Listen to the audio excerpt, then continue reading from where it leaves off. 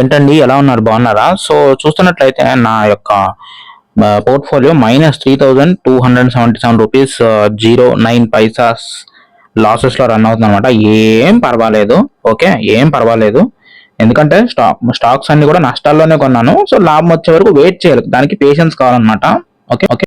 So maximum of నా losses లో 95% loss only ఒక్క షేర్ నుంచి వస్తుందండి. 43,000 పెట్టుకున్నాను ఈ షేర్, అంటే 23 షేర్లు, టోటల్ 43,000, అంటే ఒక్కొక్క షేర్ వాల్యూ 1,900 అనమాట. సో కానీ నాకు లాస్ వచ్చేటప్పటికి మొత్తం 43,000 నుంచి 3,000 రూపాయలు లాస్, అంటే 3,000 రూపీస్, 171 రూపీస్ లాస్ అనమాట. ఈ కోచిన్ షిప్ యార్డ్ గురించి చాలా కాలం పాటు ఇన్వెస్టిగేషన్ చేసి, ఓకేనా, దీని గ్రాఫ్స్ కూడా చెక్ చేసి మీరు చూసుకున్నట్లయితే, సో ఇది డే రేంజ్ అనమాట కోచిన్ షిప్ యార్డ్ది. సో నేను 1769 రేంజ్లో ఉన్నప్పుడు నేను ఒక షేర్ అయితే కొన్నాను అనమాట. సో యాక్చువల్ అదే క్లోజ్ అనుకున్నాను, బట్ కానీ 69 కాకుండా 61 వరకు వెళ్ళిపోయింది, అంటే ఇంకొక 8 రూపీస్ ఇంకా డౌన్ అయింది అనమాట. సో నా ఎక్స్పెక్టేషన్స్ నుంచి ఇంకా డౌన్ అయింది. సో ఎనీహౌ ప్రజెంట్ ఇప్పుడు నా దగ్గర 23 + 1 24 అనమాట. ఇంకొక షేర్ కొని అంతతో క్లోజ్ చేస్తానండి Cochin ship yard investment, 25 shares అనమాట. సో ఇది ఎప్పుడైతే మళ్ళీ గ్రోత్ వస్తుంది అని నాకు తెలుస్తుందో, సో అప్పుడు ఇంకో 25 షేర్స్ కొని ప్రాఫిట్స్ ఎంతైతే వస్తుందో ప్రాఫిట్ దాన్ని డబల్ చేసుకుంటాను అనమాట. సో చూడాలి, చాలా తక్కువ పర్ఫెక్ట్ మార్జిన్లోనే స్టార్ట్ అయ్యాను నేను. అయినా సరే ఎంత పర్ఫెక్ట్లో అయినా సరే చూడాలి మరి.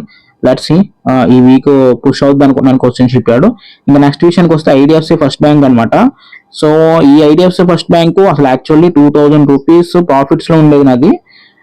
కానీ నేను ఇంకా అత్యాశ పడిపోయి ఆగిపోయి, ఇంకా పెరుగుతుంది అనుకుని నేను ఇంకేం అనలేదు అనమాట. సో ఇదేమో 2,000 మానేసి అసలు వెళ్తలేదు, ఇంకా అక్కడ నుంచి 400 పడిపోయింది అనమాట. నోటి కాడు ఉన్న కూడు లాగేసుకున్నట్టు నక్కలాగా. సో డమ్మని 400 పడిపోయింది అనమాట. ఎనీహౌ నాకైతే ఇంక ఎక్కువ కాలం హోల్డ్ చేయడానికి ఇంట్రెస్ట్ లేదు ఐడిఎఫ్సి ఫస్ట్ బ్యాంక్, ఎందుకంటే దీని మీద 58,000 పెట్టాను కదా, ఇంతకంటే ఎక్కువ ప్రాఫిట్స్ తీయగలను. కానీ వేరే వీటిలో పెడితే ఇంకా అంతకంటే బాగా వస్తుంది, బట్ కానీ దీని మీద ఇప్పటికే 1.5 month పెట్టినాను, కానీ ఇంకా 400 అలాగా కొట్టుకుంటుంది. సో అందుకని మాక్సిమం 1,000 రూపీస్ రాగానే ఈ షేర్ నుంచి ఎగ్జిట్ అయిపోతానండి.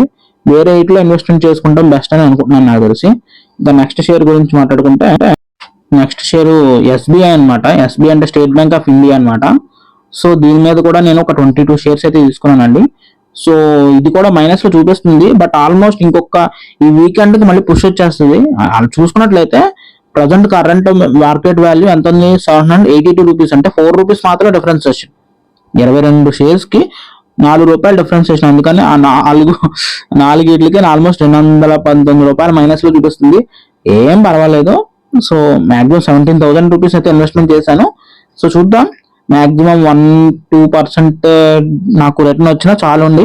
సో మాక్సిమం నాకు వచ్చేస్తుంది రెవెన్యూ అనేది. సో దీని నుంచి ఎక్కువ ఎక్స్పెక్ట్ చేయట్లేదు, ఎందుకంటే 1,700 కాబట్టి ఇన్వెస్ట్మెంట్ చేశాను. ఒక 1% జస్ట్ నాకు వచ్చిన 1,500 కానీ లేదా 1,000 రూపాయలు వచ్చినా సరే ఎగ్జిట్ అయిపోతాను అనమాట దీని నుంచి.